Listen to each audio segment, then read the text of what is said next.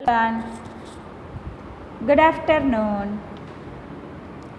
आज के हमारे वीडियो में मैं आपको एक कहानी लेखन करवा रही हूँ।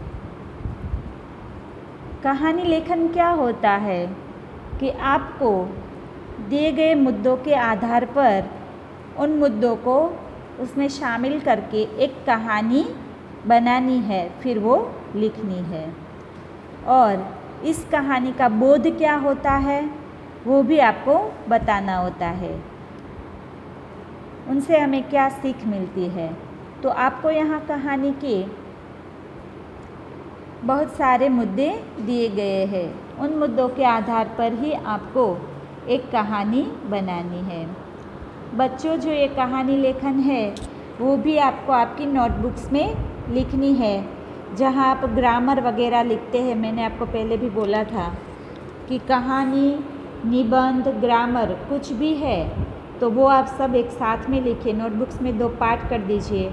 आगे आप आपका जो चैप्टर है उसके क्वेश्चन आंसर लिखिए और फिर बाद में आपको उनमें 2 पार्ट बनाकर आपको ग्रामर है, जैसे कि निबंध लेखन मैंने आपको आगे करवाया, वो निबंध वगैरह ग्रामर जो करवाया है, सर्वनाम या क्रिया जो हमने किया है वो सब कुछ आपको इसके साथ लिखना है।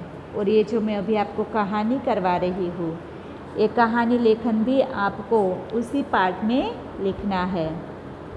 और इनमें आपको इस कहानी के जो मुद्दे मैंने दिए हैं वो मुद्दे और पूरी की पूरी कहानी सब कुछ ही आपको उसमें लिखना है, कुछ भी बाकी नहीं रखना है। ठीक है बच्चों, आपकी समझ में आ रहा है ना मैं क्या कह रही हूँ?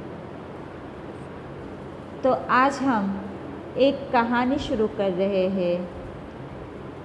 उस कहानी का शीर्षक है पत्थर हटाने का इनाम। पत्थर जो हटाता है उसको इनाम मिलता है। तो यहाँ हमें उसके मुद्दे दिए गए हैं। पहला मुद्दा है एक गांव, उनके बाद दूसरा है गांव के बाहर रास्ते में एक पत्थर, उनके बाद है लोगों को उससे चोट लगना, किसी का उससे न हटाना। फिर है भला बुरा कहते आगे बढ़ना, एक किसान का आना, पत्थर हटाकर दूर रखना। उनके बाद है पत्थर के नीचे रुपयों की थैली मिलना। उनके बाद चिट्ठी, और उनके बाद है पत्थर हटाने का इनाम, जो हमारे कहानी का टाइटल बना है कि पत्थर हटाने का इनाम। और फिर क्या परिणाम हुआ और इस कहानी से हमें क्या बोध मिलता है, यानी क्या सीख मिलती है। जो लास्ट में हम लिखते हैं ना कहानी में, वही बोध है यहाँ कि हमें क्या सीख मिलेगी आगे। ठीक है बच्चों, तो आगे यहाँ आपको एक कहानी दी गई है। उस कहानी को मैं ऐसे ही थोड़ा आपको समझा रही हूँ कि एक गांव है, उस गांव के बाहर एक रास्ता है। तो उस रास्ते में एक बहुत बड़ा पत्थर पड़ा हुआ है। हर कोई उस रास्ते से गुज़रता है, वहाँ से पसार सब तो होते, रास्ता है तो रास्ते में तो सब लोग निकलेंगे ही। तो उसी तरह इस रास्ते से भी सब लोग निकलते थे और बहुत सारे लोगों को उस पत्थर से चोट भी लग गई थी। फिर भी कोई भी वो पत्थर वहाँ से हटाना नहीं चाहता था, किसी ने भी वहाँ से पत्थर नहीं हटाया, वैसे के वैसे ही रख दिया। एलफेल बोलते गए, कोई भी कुछ भी बोलता गया, जिसको लगी वो बोले कि ये क्या बीच में पत्थर रख दिया है, वैसे वैसे सब कुछ बोलते गए, ठोकर खाते गए। पर उनको ऐसा नहीं दिमाग में आया, ऐसा ख्याल ही नहीं कि जैसे मुझे चोट लगी है उसी तरह दूसरे को भी लग सकती है। तो मैं बीच रास्ते में जो पत्थर पड़ा है इसको यहाँ से हटाकर बाजू रास्ते पर कर दूँ, पर ऐसा ख्याल किसी को नहीं आता। हर कोई चिल्लाकर चोट खाकर वहाँ से चला जाता है। कोई भी ये नहीं सोचता कि ये पत्थर हम रास्ते से हटा दें ताकि दूसरों को ना लगे। और एक किसान का वहाँ से गुज़रना होता है, किसान वहाँ से गुज़रता है तो उनको चोट लगने से बच जाता है। वो चोट लगने ही वाली थी पर उनको वो पत्थर दिख जाता है और वो सोचता है कि जिस तरह मुझे अभी चोट लगने वाली थी वैसे कोई और यहाँ से गुजरेगा तो उसको भी चोट लग सकती है। इसलिए वो रास्ते में खड़ा होकर वहाँ से वो पत्थर है वो हटा देता है और रास्ते के साइड में जो बाजू में जो किनारा था ना रास्ते का, उस तरफ वो पत्थर को ज़ोर लगाकर हटा देता है और पत्थर एक तरफ कर देता है रास्ते से ताकि किसी और को चोट ना लग जाए। पर जैसे ही वो वहाँ से पत्थर हटाता है तो उनके नीचे से एक गड्ढे में एक थैली मिलती है, उसमें कुछ रुपए वगैरह था वो उनको मिलता है और एक साथ में चिट्ठी लिखी हुई है, उसमें लिखा है कि पत्थर हटाने का इनाम, और वो खुश हो जाता है। तो जो किसान का बच्चा था ना, आप जानते हैं ना किसान है वो आलसी नहीं होते, वो परिश्रमी होते हैं ज़्यादातर। तो ये किसान जो थे वो वहाँ से गुजरे तो उन्होंने बिना आलस किए सबके बारे में सोचा और वो पत्थर उन्होंने रास्ते से हटा दिया। तो उन्हीं के कारण उन्होंने वो हटाने का परिश्रम तो किया ना, ऐसे ही नहीं हट गया था वो पत्थर, उसको भी जोर लगाना पड़ा था। तो उन्होंने वो पत्थर वहाँ से हटाया, उन्होंने वो परिश्रम किया अपने आलस को छोड़कर, तो उनको उनका बहुत ही अच्छा परिणाम मिला क्योंकि उनको वहाँ से एक थैला पैसों से भरा मिला और साथ में उसको कहा गया कि आपने पत्थर जो हटाया उसका इनाम आपको मिला है।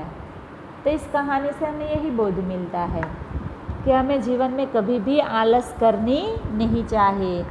जो परिश्रमी लोग हैं वो हमेशा अच्छा ही पाते हैं, उनको सब कुछ अच्छा ही मिलता है। जीवन में हमेशा परिश्रम करना ज़रूरी है, आलस करनी नहीं चाहिए। अगर हम आलसी बने रहे और बैठे ही रहे, कुछ काम धंधा नहीं करेंगे तो फिर हमारा जीवन निरर्थक बन जाएगा क्योंकि हमें कुछ भी अच्छी तरह से नहीं मिलेगा। बैठे बैठे कभी कुछ नहीं मिलता। आप देखते होंगे कि आपके घर में आपके मम्मी पापा कितनी मेहनत करते हैं, तब आप अच्छे स्कूलों में पढ़ते हैं, अच्छी किताबें पाते हैं, अच्छी तरह से खाना पीना, जो कुछ आपको चाहिए वो सब कुछ आपको मिल जाता है। तो उसका परिणाम आपके माता पिता की मेहनत है।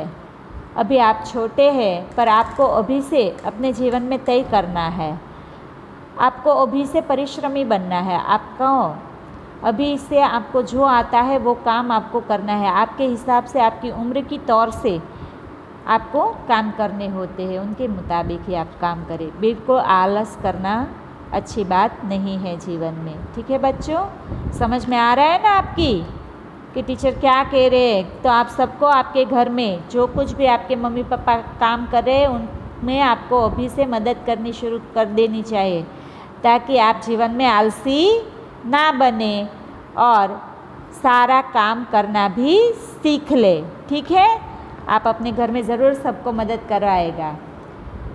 आगे मैं आपको कहानी पढ़ के सुना रही हूँ। कहानी का शीर्षक है पत्थर हटाने का इनाम। तो अब आगे है। हरिपुर नामक एक छोटा सा गांव था। गांव के बाहर एक रास्ता था। रास्ते के बीच में एक बड़ा सा पत्थर पड़ा हुआ था। रास्ते से कई लोग गुजरते थे। उनमें से कई लोगों को उस पत्थर की ठोकर लगी। क्या हुआ कि हरिपुर नाम का एक छोटा सा गांव था, और उस गांव के बाहर एक रास्ता था। तो रास्ते के बीच में एक बहुत बड़ा पत्थर पड़ा था और वहाँ से बहुत सारे लोग गुजरते गए।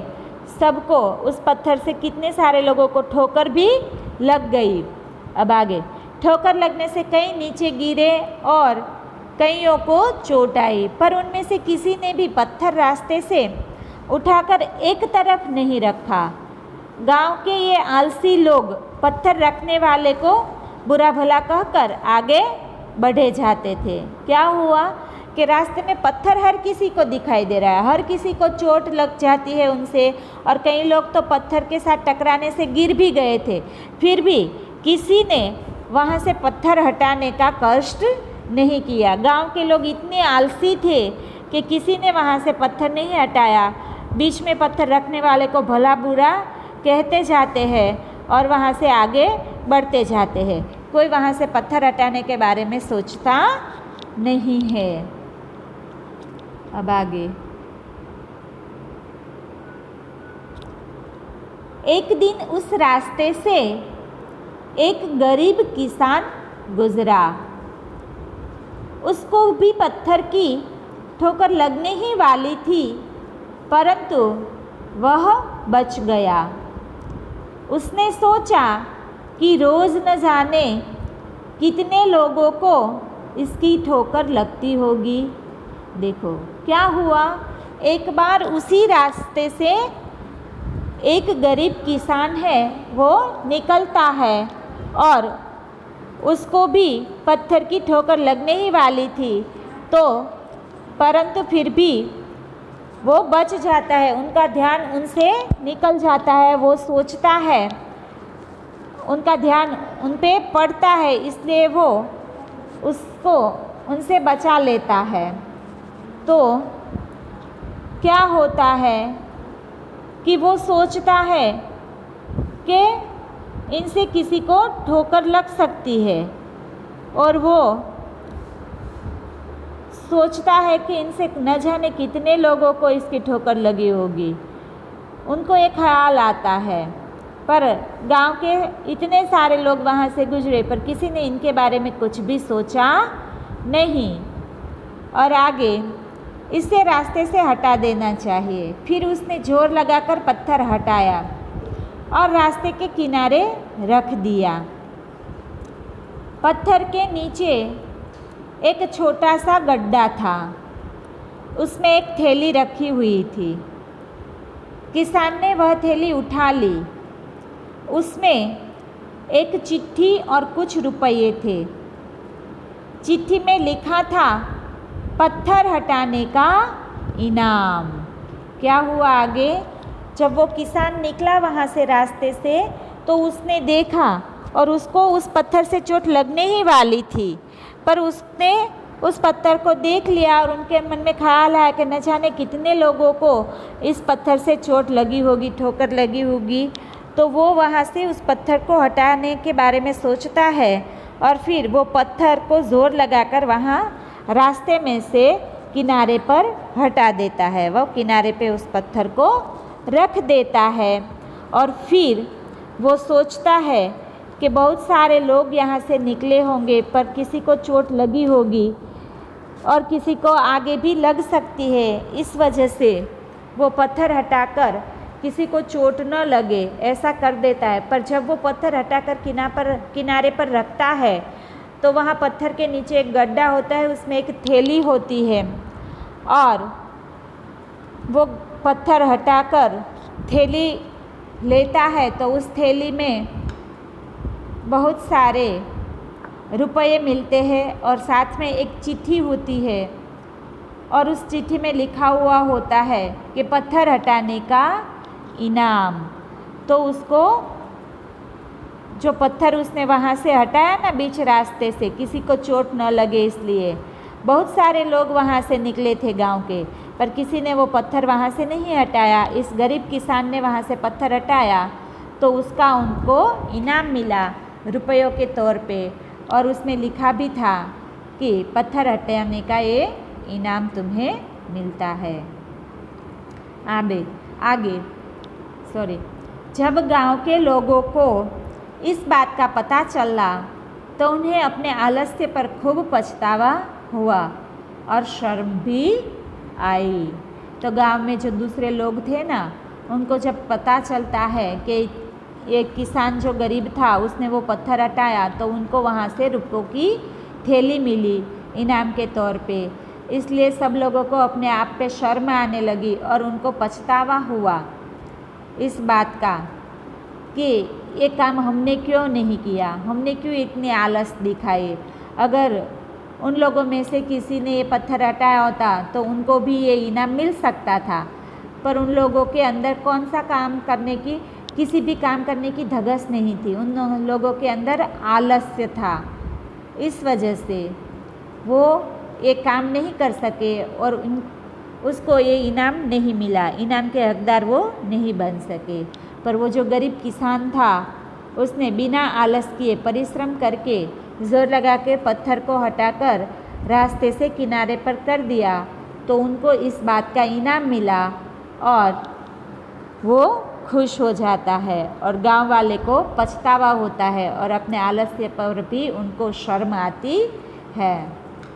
तो इस कहानी से बच्चों हमें यही सीख मिलती है कि हमें हमारे जीवन में कभी भी आलस्य नहीं करना चाहिए। परिश्रम और परोपकार का फल हमेशा ही अच्छा होता है। अगर हम परिश्रम करते हैं और दूसरों के बारे में भी सोचते हैं, परोपकार करना यानी दूसरों के हित में कार्य करना, सिर्फ हमारे बारे में ही नहीं सोचना, हमें ना लग जाए इसलिए नहीं। ये जो गरीब किसान था, अगर वो अपने बारे में सोचकर एक तरफ से चला गया होता तो कुछ नहीं होता उनको, पर उसने सिर्फ अपने बारे में नहीं सोचा, उसने सोचा कि यहाँ से और बहुत सारे लोग गुजरेंगे तो किसी को भी चोट लग सकती है। इसलिए उसने क्या किया, बिल्कुल रास्ते में जो पड़ा हुआ पत्थर था वो हटाकर किनारे पर रख दिया। इसी कारण उसको इनाम के तौर पे रुपयों की थैली मिली थी। अगर वो भी आलस करता तो उसको ये इनाम नहीं मिलता। तो हमेशा दूसरों के बारे में भी सोचना चाहिए, सिर्फ अपने बारे में सोचकर जीना नहीं चाहिए। परिश्रम करना और परोपकार करना, ये दोनों कार्य करने की वजह से हमें हमेशा अच्छा ही फल हमारे जीवन में मिलता है। तो बच्चों, आप भी कभी भी कहीं भी ऐसी कुछ चीज़ देखते हैं तो दूसरों का ख्याल करके आप भी रास्ते से हटा सकते हैं, एक अच्छा कार्य कर सकते हैं। आप अपनी उम्र के तौर से अच्छे कार्य कर सकते हैं। अभी आप इतने बड़े भी नहीं हो गए कि बहुत बड़े पत्थर को हटा सके, पर आप इतने छोटे भी नहीं हैं कि आप ऐसे अच्छे कार्य ना करें। कम से कम आप स्कूल जब आते हैं तो स्कूल में वर्गखंड में आप देखते हैं कि बहुत सारे बेंचेस, बहुत सारे बच्चे इधर उधर कर देते हैं ना। तो अगर कोई बेंचेस बीच में है और दूसरों को आने जाने में तकलीफ़ हो, इस तरह से पड़ी हुई हो, तो आप उनको ठीक कर सकते हैं ताकि दूसरे लोगों को परेशानी ना हो। पहले तो आप अपनी बेंचेस ही ठीक रखें, क्योंकि आप अपनी बेंचेस को ठीक रखेंगे तो किसी को परेशानी नहीं होगी। आपको अच्छी तरह से रखते हुए देखकर दूसरे भी आपको देखकर उसी तरह का कार्य करेंगे। तो आपके जीवन में भी आप हमेशा परोपकारी और परिश्रमी इंसान बन के अपना जीवन जीना, ताकि आपको जीवन में कोई भी तकलीफ़ ना आए और आप अपनी ज़िंदगी अच्छी तरह से जी सके। ठीक है बच्चों, तो आज का हमारा वीडियो यहीं तक रहेगा। होमवर्क में आपको नोटबुक्स के अंदर ये कहानी भी लिखनी है। Okay, thank you student.